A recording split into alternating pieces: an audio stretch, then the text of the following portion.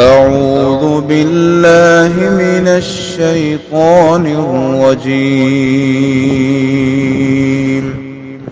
بسم الله الرحمن الرحيم.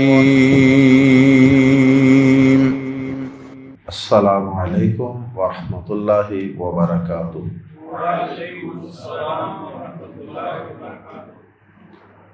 سورہ بنی اسرائیل آیت نمبر 40 سے 44۔ ان الحمد للہ والصلاة والسلام علی رسول اللہ اما بعد۔ اعوذ باللہ السمیع العلیم من الشیطان الرجیم من ہمزہ ونفخہ ونفثہ۔ افاسفاکم ربکم بالبنین واتخذ من الملائکۃ اناثا انکم لتقولون قولا عظیما وَلَقَدْ صَرَّفْنَا فِي هَذَا الْقُرْآنِ لِيَذَّكَّرُوا وَمَا يَزِيدُهُمْ إِلَّا نُفُورًا قُلْ لَوْ كَانَ مَعَهُ آلِهَةٌ كَمَا يَقُولُونَ إِذًا لَابْتَغَوْا إِلَى ذِي الْعَرْشِ سَبِيلًا سبحانہ وتعالی عما یقولون علوا کبیرا تسبح له السماوات السبع والارض ومن فیہن وَإِن مِّن شَيْءٍ إِلَّا يُسَبِّحُ بِحَمْدِهِ وَلَكِن لَّا تَفْقَهُونَ تَسْبِيحَهُمْ إِنَّهُ كَانَ حَلِيمًا غَفُورًا۔ آیات زیر تفسیر میں اللہ رب العزت نے کئی ایک موضوعات کا احاطہ فرمایا ہے۔ سب سے پہلے اللہ رب العزت نے مشرکین عرب کی جہالت و نادانی کا تذکرہ فرمایا۔ مشرکین عرب کس قدر جاہل تھے، کس قدر نادانی اور حماقت کی باتیں کیا کرتے تھے۔ ان کی ایک مثال یہ ہے کہ وہ فرشتوں کو، جو اللہ کی ایک مخلوق ہے، فرشتوں کو خود ہی مؤنث فیمیل مادہ قرار دیتے کہ یہ فرشتے مؤنث ہیں۔ اب تمہیں کیسے پتا چلا کہ فرشتے مؤنث ہیں؟ مذکر کیوں نہیں ہیں؟ اللہ اکبر۔ اور پھر مؤنث قرار دینے کے بعد، جبکہ ان کے پاس کوئی سورس نہیں انہیں مؤنث قرار دینے کا، پھر اگلا ظلم یہ کرتے کہ ان فرشتوں کو اللہ کی بیٹیاں قرار دیتے۔ اللہ رب العزت وہ تو کسی کا محتاج نہیں ہے، اسے تو کسی اولاد کی حاجت اور ضرورت نہیں ہے، اور خود ہی ان کو اللہ کی بیٹیاں قرار دیتی، حالانکہ وہ لم یلد ولم یولد ہے، اس سے تو کوئی جنا ہی نہیں گیا۔ اور اولاد اور بیوی، ان کے ہاتھوں تو انسان مجبور ہوتا ہے، اور ان کی انسان کو حاجت ہوتی ہے۔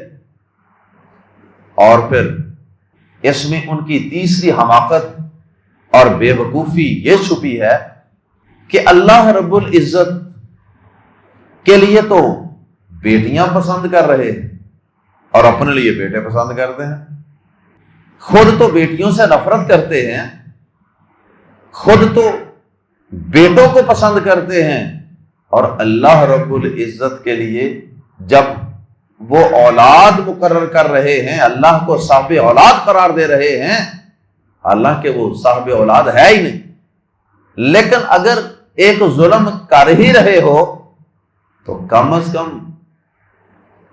کم وہ چیز تو پسند کرو جو تم اپنے لیے پسند کرتے ہو۔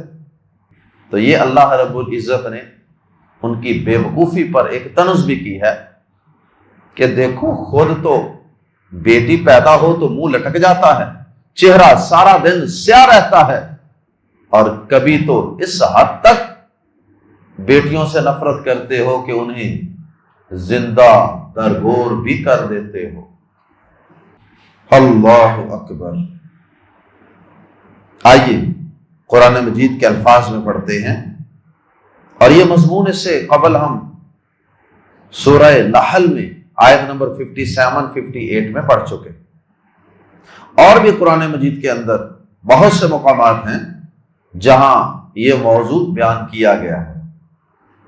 اسی سورت کی آخری آیت کریمہ میں بھی اس موضوع کو رپیٹ کیا جائے، اور پھر سورہ مریم کی آیت نمبر 88 سے 98 تک اس عقیدے کی بڑے ہی اللہ رب العزت نے غصے کے ساتھ اور ناراضی کا اظہار کرتے ہوئے تردید فرمائی کہ تم نے اللہ کے لیے وہ باتیں کر دی، قریب تھا کہ آسمان گر جاتا، زمین پھٹ جاتی، تم نے اتنی بڑی بات کر دی اللہ کے لیے۔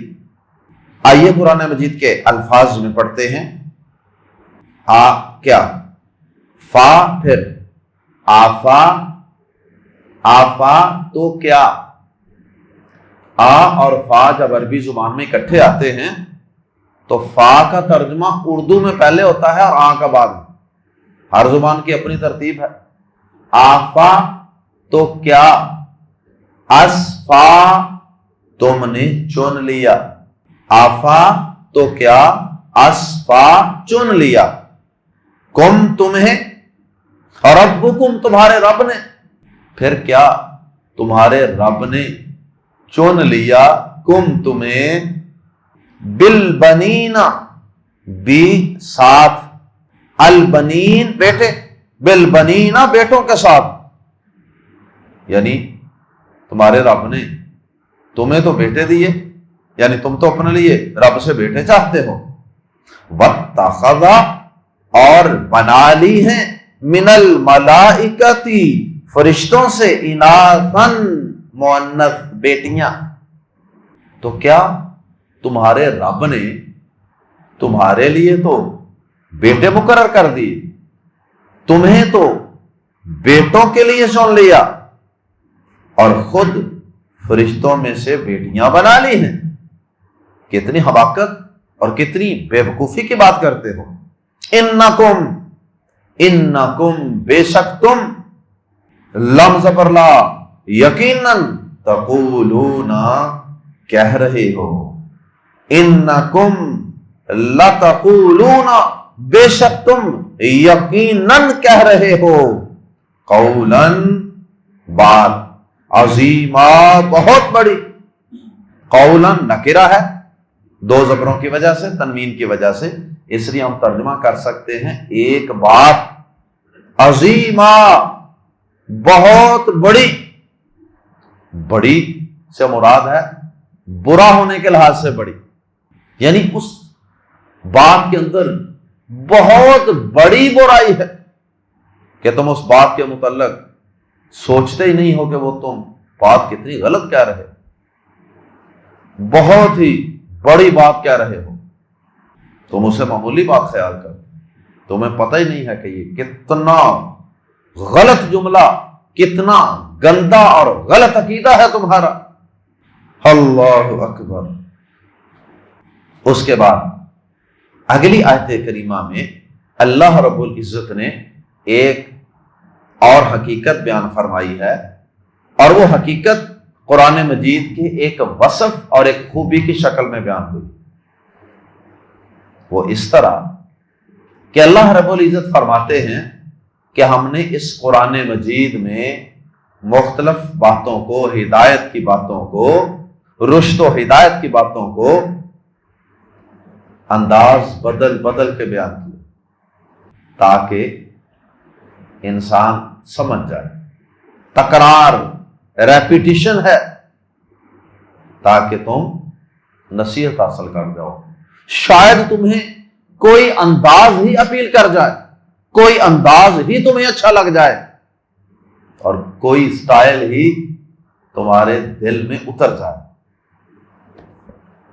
تو بعض اوقات ایک ہی بات انسان کو ایک انداز سے سمجھ نہیں آتی، تو سمجھانے والا کہتا ہے اچھا میں آپ کو یہ بات ایک اور انداز سے سمجھاتا ہوں، امید ہے کہ آپ کو اس طرح سمجھ آ جائے۔ اور بعض اوقات آدمی کو دوسرے انداز سے بات سمجھ آ بھی جاتی، اور بعض اوقات تیسرے انداز سے سمجھ آتی۔ تو یہ اللہ رب العزت کی اپنے بندوں پہ بہت بڑی شفقت و رحمت ہے کہ وہ اپنے بندوں کو ایک ہی بات بار بار رپیٹ کر کر کے مختلف صورتوں میں، مختلف پاروں میں انداز بدل بدل کے ایک ہی بات سمجھاتا کہ کسی طرح ہی سمجھ آ جائے میرے بندے کو۔ جیسے عقیدہ توحید ہے تو اللہ پاک نے کتنے انداز بدل بدل کے عقیدہ توحید سمجھایا۔ آئیے قرآن مجید کے الفاظ میں پڑھیے، وَلَقَدْ، واو اور لقد کے دو حصے ہیں، ایک لام زبر لا اور ایک قد۔ وَلَقَدْ، اور بلا شبہ یقیناً،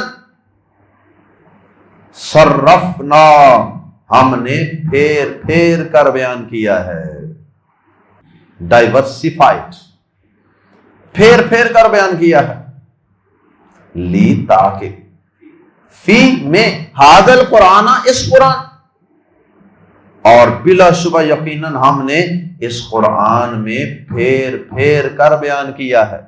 کس چیز کو؟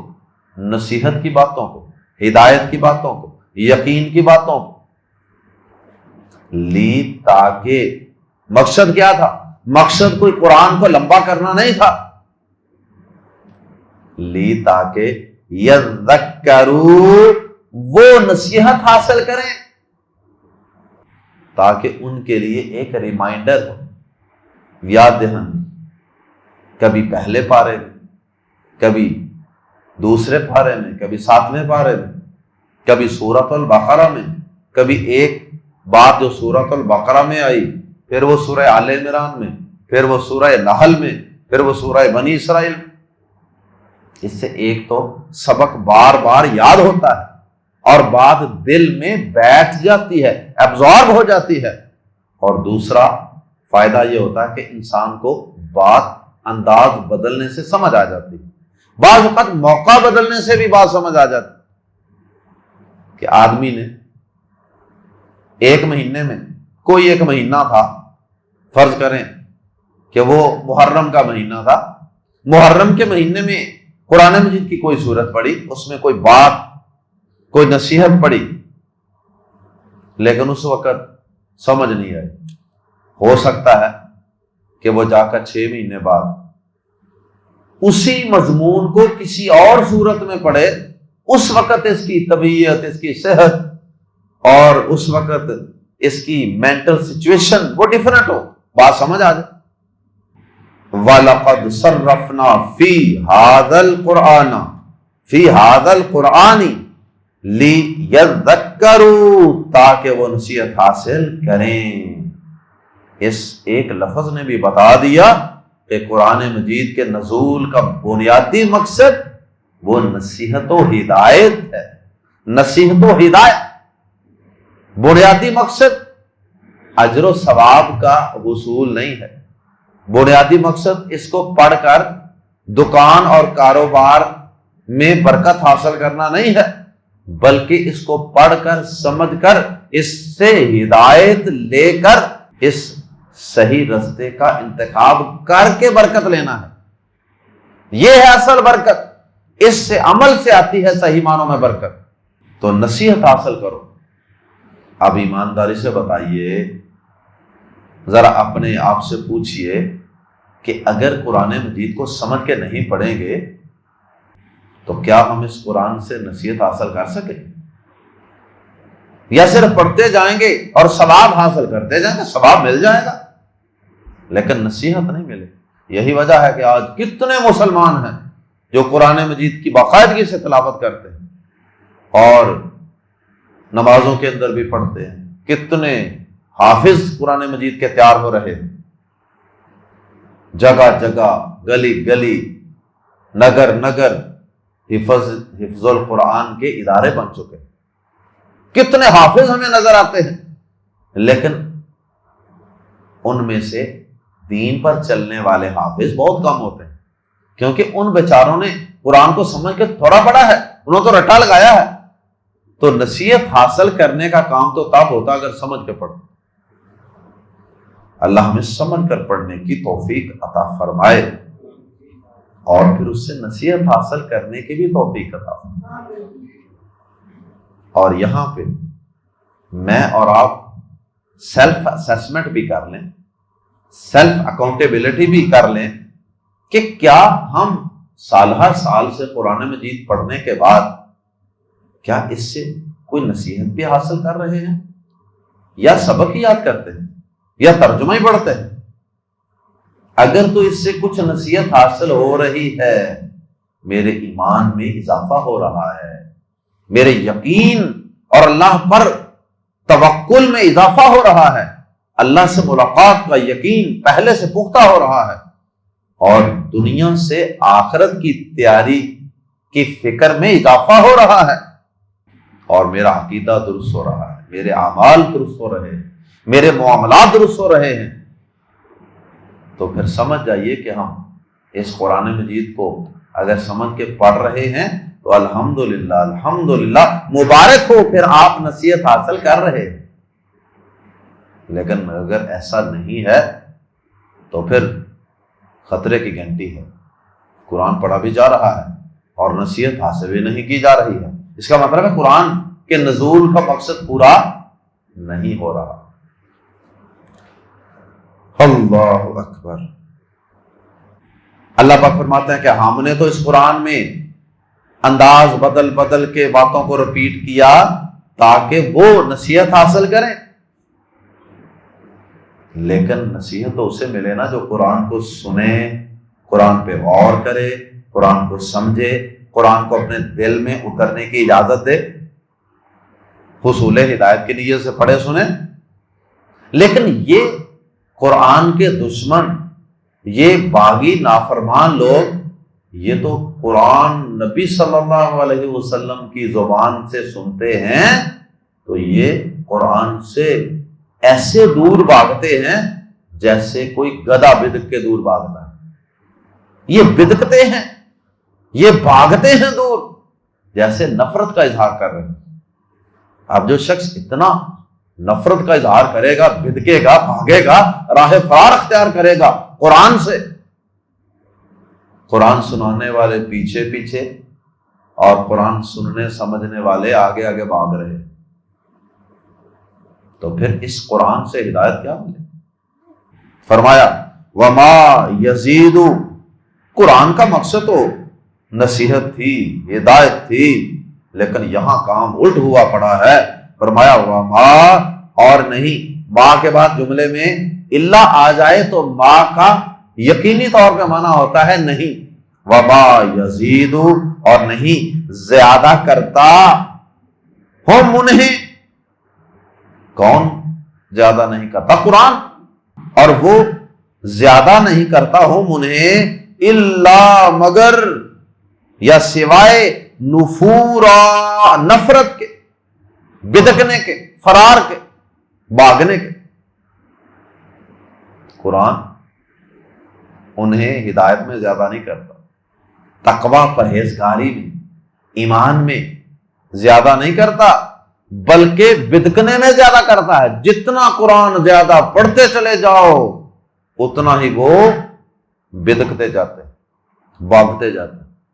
چڑ بنا لیا قرآن مجید سے، ان کو چڑ ہوتی ہے، ہدایت والی بات سے ان کو چڑ ہوتی ہے۔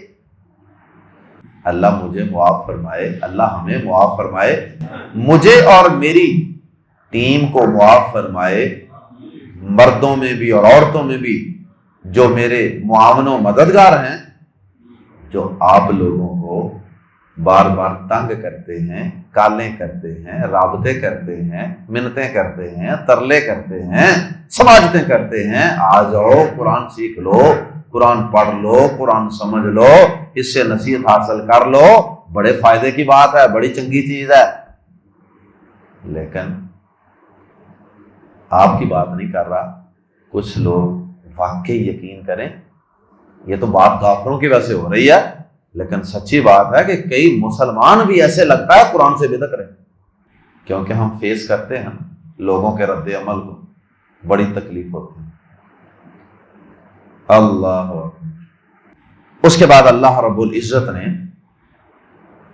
اپنے اکیلے الہ اور معبود ہونے کا تذکرہ فرمایا، اور اس کے لیے ایک لاجیکلی منطقی دلیل پیش کی ہے، اور وہ یہ ہے کہ اگر اللہ کے علاوہ اور الہ بھی ہوتے، معبود ہوتے، جن کو تم مشکل کشائی، حاجت روائی کے لیے پکارتے ہو، جن سے خوف کھاتے ہو، اس کائنات کا نظام چلانے والے الہ کا تخت وہ عرش پر ہے، تو پھر جس طرح دنیا کے اندر ایسے ہوتا ہے نا کہ بادشاہت کے لیے دوڑ لگی ہوئی ہے، ایک دوسرے کی کھینچا تانی ہو رہی ہے، لیگ پولنگ ہو رہی ہے، حتیٰ کہ عالمی سطح پر انٹرنیشنل لیول پہ بھی بڑے بڑے ملک ایک دوسرے سے اقتدار کی چھینا جپٹی میں لگے رہتے ہیں۔ تو اللہ پاک یہ فرما رہے ہیں کہ اس کائنات پوری کا نظام چلانے کے لیے بھی تو ایک صاحب اقتدار، ایک بادشاہ ہے نا، اور اس کا تخت عرش کے اوپر ہے۔ تو اللہ پاک فرماتے ہیں کہ اگر جن کو تم نے الہ اور مشکل کشا بنایا ہوا ہے، اگر یہ بھی سچے الہ ہوتے تو کب کا اللہ کے عرش پر قبضہ کر چکے ہوتے۔ تو آج تک کبھی کسی نے اللہ کی بادشاہت کو خطرے میں ڈالا ہے؟ اللہ تعالیٰ کی بادشاہت میں کسی نے ٹانگ اڑائی ہے؟ کوئی اللہ کے عرش پر گیا ہے اقتدار چھیننے کے لیے؟ کوئی بھی نہیں۔ ادھر ہی دھکے کھا رہے ہیں جن کو تم معبود بنا رہے ہیں اللہ کے سوا۔ اللہ اکبر۔ اس کا مطلب ہے اللہ کے علاوہ کوئی اور الہ ہے ہی نہیں۔ یہاں سے بھی ضمناً یہ بات معلوم ہوئی کہ اللہ پاک کہاں ہے؟ عرش پر۔ اور ضمناً یہ بات بھی معلوم ہوئی کہ اللہ کے علاوہ کوئی اور عرش پر جا سکتا نہیں۔ آئیے قرآن مجید کے الفاظ میں پڑھیے۔ قل کہہ دیجئے نبی صلی اللہ علیہ وسلم، لو اگر کانا ہوتے، مع ساتھ ہو اس کے، اللہ پاک کے، آلہتن، الہ کی جمع آلہتن، کچھ اور معبود، کما جیسا کہ یقولون یہ کہتے ہیں یا وہ کہتے ہیں، جیسا کہ یہ مشرک لوگ کہتے ہیں، اگر اللہ کے سوا کوئی اور معبود ہوتے، کچھ اور معبود بھی ہوتے، واقعی کچھ طاقت والے، اختیار والے، کرنی والے ہوتے، جیسا کہ لوگ کہتے ہیں، اذن، تب، اس وقت کیا ہوتا؟ لام زبر لا، تو ضرور، لام زبر لا یقیناً، ضرور، ابتغوا، وہ ڈھونڈتے، ابتغاء تلاش، ڈھونڈنا، ابتغوا وہ ڈھونڈتے، وہ تلاش کرتے، الا طرف، ذی والے، العرشی عرش، الا ذی العرشی عرش والے کی طرف، اذل ملا کے پورا پڑھیے، اذل لبتغوا الا ذی العرشی، تو وہ اس وقت وہ ضرور عرش والے کی طرف ڈھونڈتے، سبیلا، کوئی راستہ، کوئی نہ کوئی چور دروازہ ڈھونڈتے نا عرش والے تک پہنچنے کے لیے، کہ وہاں جا کے اقتدار پر قبضہ کرتے، لیکن ایسا ہوا نہیں کبھی۔ اس کا مطلب ہے کوئی الہ شلا نہیں، یہ سب نام ہیں، یہ سب فرضی سٹیٹس ہیں، فرضی ہستیاں ہیں جو تم نے بنا رکھی ہیں اللہ کے سوا۔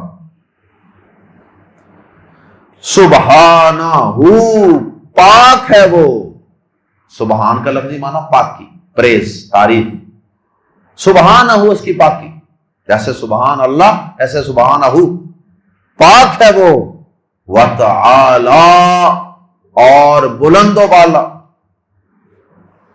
یہ تعالی کے اندر مبالغہ ہے، بہت بلند، وتعالی اور بہت بلند، عما عن جمع ما، عما اس سے جو، عن سے، ما جو، عما اس سے جو، یقولون وہ کہتے، اس سے جو وہ کہتے ہیں۔ کیا مطلب؟ کہ جو مشرک لوگ اللہ کے بارے میں کہتے ہیں نا کہ فلاں اللہ کا شریک ہے، فلاں اللہ کے خزانوں کا مالک ہے، فلاں اللہ کا مشیر ہے، فلاں اللہ تعالیٰ کے اختیارات کو تقسیم کرنے والا ہے، فلاں اللہ تعالیٰ کے فلاں نظام کو چلانے والا، جو کچھ بھی کہتے ہیں اللہ کے علاوہ دیگر ہستیوں کے بارے میں، سبحانہ وتعالی عما یقولون، پاک ہے وہ اور بہت بلند ہے اس سے جو یہ کہتے ہیں یا جو وہ کہتے ہیں۔ علواً کبیرا، مزید تاکید کے لیے اللہ پاک نے فرمایا علواً بلند ہونا، کبیرا بہت زیادہ، علواً کبیرا بہت بڑی بلندی۔ وہ اللہ پاک اتنا بلند ہے کہ بہت ہی بڑی بلندی، تھوڑا بہت ہی ہستیوں سے وہ بڑا نہیں ہے، وہ تو بہت ہی بڑا، کوئی نسبت ہی نہیں بنتی ان کی، یہ اس کے غلام، یہ اس کے بندے، یہ اس کے محکوم، یہ اس کی مخلوق، اور اللہ سے جوڑ، استغفر اللہ۔ آخری آیت کریمہ میں اللہ پاک نے اپنی مزید تعریف کے لیے، اپنی توحید کو مزید واضح کرنے کے لیے فرمایا کہ تمہارا حقیقی معبود تو وہ رب ہے کہ جس کی کائنات کی ہر چیز جاندار بے جان، ہر چیز زمین و آسمان میں پاکی اور حمد و ثنا اور پاکیزگی بیان کر رہی، جس سے پاک ہونے کی گواہی تو کائنات کا چپا چپا، ذرہ ذرہ، پتا پتا دے رہا ہے کہ اللہ پاک ہے، اللہ پاک ہے، اللہ پاک ہے۔ تسبح، تسبیح کرتے ہیں، سبح یسبح کا معنی ہوتا ہے تیزی کے ساتھ، تیزی کے ساتھ چلنا، چاہے تو وہ ہوا میں چلنا اور چاہے تو وہ پانی میں تیزی سے چلنا۔ یہ جو ستارے چل رہے ہیں نا، سورج چاند ستارے، ان کے متعلق بھی اللہ پاک نے یسبحون کا لفظ استعمال، تو اس کا ترجمہ وہاں کیا کرتے ہیں؟ تیزی سے تیر رہے ہیں۔ اچھا، اسی طرح گھوڑوں کے لیے والسابحات سبحا، سورۃ العادیات میں آتا، تو وہاں بھی یہ لفظ تیزی سے گھوڑوں کے چلنے کے لیے بھی یہ لفظ استعمال ہو۔ تو تسبیح کا اصل ترجمہ تو یہ بنتا ہے کہ اللہ کی اطاعت و فرما برداری اور اس کی پاکیزگی بیان کرنے میں بہت تیزی کرنا۔ تسبح، تسبیح کرتے ہیں، ٹو پریز، تسبح تسبیح کرتے ہیں یعنی پاکی بیان کرتے ہیں، یعنی بے عیب قرار دیتے ہیں، لہو اس کو، السماوات السبع ساتوں آسمان، والارض اور زمین، ساتوں آسمان اور زمین، ومن اور جو بھی کوئی، فیہن ان میں ہے، جو بھی کوئی مخلوق ان سات آسمانوں اور زمین میں ہے، وہ سب پاکی بیان کر رہے ہیں، وہ سب زبان حال سے بھی اور زبان قال سے بھی یہ کہہ رہے ہیں کہ اللہ اولاد سے پاک ہے، اللہ شریکوں سے پاک ہے، اللہ بیوی سے پاک ہے، اللہ نیند سے پاک ہے، اللہ اونگ سے پاک ہے، اللہ ہر عیب، ہر نقص، ہر کمزوری سے پاک ہے۔ ہر چیز بول بول کے کہہ رہی ہے۔ بعض لوگوں نے جنہیں شاید اللہ کی قدرت پہ یقین نہیں ہوتا یا ان کا یقین کچھ کمزور ہوتا ہے، وہ اس طرح کی آیتوں کی تعویلیں کرتے ہیں، وہ کہتے ہیں مراد ہے زبان حال سے پاکی بیان کر رہی ہے ہر چیز، وہ کہتے ہیں ورنہ ہر چیز کیسے پاکی بیان کر سکتے؟ سبحان اللہ، جو رب ایک چھوٹے سے ننھے منھے ذرے ایٹم کے اندر الیکٹران کے کتنے ہی آربٹس اور مدار بنا کے ان کے اندر الیکٹران کو چلا سکتا ہے، اور اس کے اندر وہ پروٹون اور نیوٹران کو بنا سکتا ہے، اور اس میں پازیٹو یا نیگیٹو چارج بھی بنا سکتا ہے، اور پھر یہ ساری دنیا اتنا چھوٹا ذرہ کہ جو مائکروسکوپ کے بغیر نظر نہیں آتا، جو انسان کو نظر ہی نہیں آتا، اتنا چھوٹا ذرہ ایٹم ہے، اور اس کے اندر سائنس کہتی ہے کہ یہ سارا کچھ ہو رہا ہے ایٹم کے اندر۔ تو کیا وہ رب جو ایک ایٹم کے اندر الیکٹرانوں کی دوڑیں لگوا رہا ہے، تو وہ کیا ان سے اپنی پاکی نہیں بیان کروا سکتا؟ کتنی عجیب بات۔ قرآن مجید میں اللہ پاک نے حضرت داؤد علیہ السلام، سلیمان علیہ السلام کے تذکرے نہیں کیے؟ سورہ نمل کے اندر اللہ پاک نے بتایا نہیں کہ میں نے انہیں جانوروں کی بولی بھی سکھا دی؟ بولی ہے نا پھر جانوروں کی، چیونٹیوں کے ساتھ ان کی گفتگو کا تذکرہ قرآن سورۃ النمل میں کرتا ہے کہ نہیں کرتا؟ سورہ نمل میں، سورہ نور میں اللہ پاک نے یہ باتیں بیان فرمائی۔ سورہ نور میں فرمایا کل قد علم صلاتہ و تسبیحہ، کائنات کی ہر چیز نے اپنی اپنی نماز اور اپنی اپنی تسبیح کو جان لیا۔ ہر ایک کو پتا ہے کہ میں نے کیسے نماز پڑھی، انسان کو بھی پتا ہے، فرشتوں کو بھی پتا ہے، جنات کو بھی پتا ہے، جمادات کو بھی پتا ہے، electron, proton, neutron, atom, molecule, ہر چیز کو پتا ہے۔ اللہ اکبر۔ کیا قرآن مجید میں یہ آیت موجود نہیں ہے کہ حضرت داؤد علیہ السلام کے ساتھ مل کر پہاڑ، اللہ پاک نے پہاڑوں کو مسخر کر دیا تھا، تابع کر دیا تھا سلیمان علیہ السلام کے، داؤد علیہ السلام کے، اور وہ پہاڑ ان کے ساتھ مل کر صبح و شام اللہ کی پاکی بیان کرتے۔ اللہ، اگر میں اور آپ حقیر سی مخلوق اللہ کی عطا کردہ بولنے کی صلاحیت سے اللہ کی پاکی بیان کر سکتے ہیں، تو اتنا بڑا پہاڑ کیوں نہیں بول سکتا؟ وہ کیوں نہیں اللہ کی پاکی بیان کر سکتا؟ ہاں، ان ساری چیزوں کی اگر تخلیق پہ غور کریں، افلا ينظرون الى الابل کیف خلقت، کیا انہوں نے اونٹوں کی طرف نہیں دیکھا کہ اللہ نے انہیں کیسے پیدا کیا ہے؟ وَإِلَى السَّمَاءِ كَيْفَ رُفِعَتْ وَإِلَى الْجِبَالِ كَيْفَ خُلِقَتْ وَإِلَى السَّمَاءِ كَيْفَ رُفِعَتْ وَإِلَى السَّمَاءِ كَيْفَ رُفِعَتْ وَإِلَى الْأَرْضِ كَيْفَ سُطِحَتْ، ساری چیزوں پہ غور کا حکم دیا۔ تو ان چیزوں کی تخلیق پہ بھی غور کریں گے تو اس کے اندر بھی بڑی نشانیاں ملیں گی، وہ بھی زبان حال سے اللہ کی پاکی ہی بیان کر رہی ہیں، لیکن زبان حال سے بیان کر رہی ہیں، زبان سے اللہ کی پاکی بیان کرنے پر بھی تو اللہ پاک انہیں لگا سکتا ہے نا، اللہ انہیں توفیق دے سکتا ہے، اللہ کے لیے کون سا مشکل۔ تسبح له السماوات السبع والارض ومن فیہن وَإِن مِّن شَيْءٍ، ان کا معنی ہوتا ہے اگر، لیکن جملے میں آ جائے ان کے بعد الا تو ان کا معنی ہوتا ہے نہیں۔ وَإِن مِّن، ان کو اگر آگے اکٹھا پڑھیں گے وَإِن مِّن، لیکن اکیلا پڑھیں گے وَإِن اور اگر، لیکن آگے الا آ رہا ہے، لہذا ترجمہ کیا کریں گے؟ وَإِن اور نہیں، مِّن شَيْءٍ کوئی بھی چیز، الا مگر، یسبح تسبیح کرتی ہے، پاکیزگی بیان کرتی ہے، بھی حمدہ، اس کی حمد کے ساتھ۔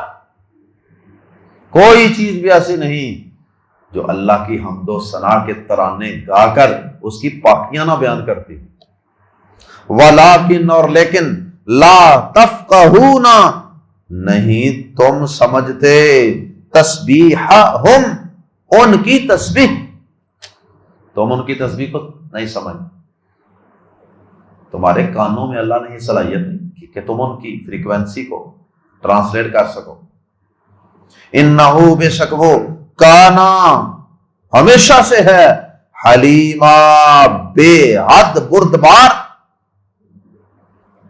یعنی برداشت کرنے والا، فار بیئرنگ۔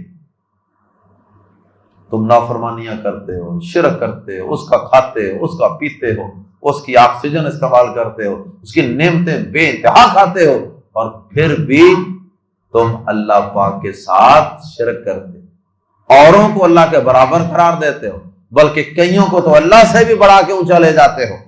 اس کے باوجود وہ فوری محاسبہ نہیں کرتا، فوری گرفت نہیں کرتا، فوری عذاب نازل نہیں کرتا۔ تو یہ اس کے حلیم بردبار تحمل و بردباری، تحمل، اس کے بردبار ہونے کی، حلیم ہونے کی بہت بڑی دلیل ہے۔ غفورا، نہایت بخشنے والا، فارگیونگ۔ اللہ اکبر۔ غفور بھی مبالغے کا صیغہ ہے، حلیم بھی مبالغے کا صیغہ، دونوں میں کثرت اور مبالغہ بیان کرنا ہے کہ بے حد بردبار، نہایت بخشنے والا۔ کتنے گناہ کرتے ہیں میں اور آپ دن رات، لیکن اس کے باوجود وہ ہماری روٹی پانی بند نہیں کر رہا، وہ ہمارا گلا دبا کے ہمیں مار نہیں دیتا فوری طور، مہلت دے رہا ہے، جاؤ موج کرو، چلو جاؤ، کدی تک آئے گی، جاؤ شام نو آ جائے واپس، چلو شام نو جاؤ، سویر تک آ جائے۔ حدیث میں آتا نا کہ اللہ پاک رات کے وقت ہاتھ بڑھاتا، اپنا ہاتھ پھیلاتا تاکہ دن کے وقت گناہ کرنے والا توبہ کر لے، اور دن کے وقت اپنا ہاتھ بڑھاتا ہے، ہاتھ پھیلاتا ہے تاکہ رات کو گناہ کرنے والا توبہ کر لے۔ اللہ تعالیٰ کی رحمت کا دریا تو جاری و ساری ہے۔ اللہ ہم سب کو قرآن مجید کو سمجھنے اور اس سے ہدایت لینے، نصیحت حاصل کرنے کی توفیق عطا فرمائے۔ سبحانک اللہم و بحمدک، اشہد ان لا الہ الا انت، استغفرک و اتوب الیک۔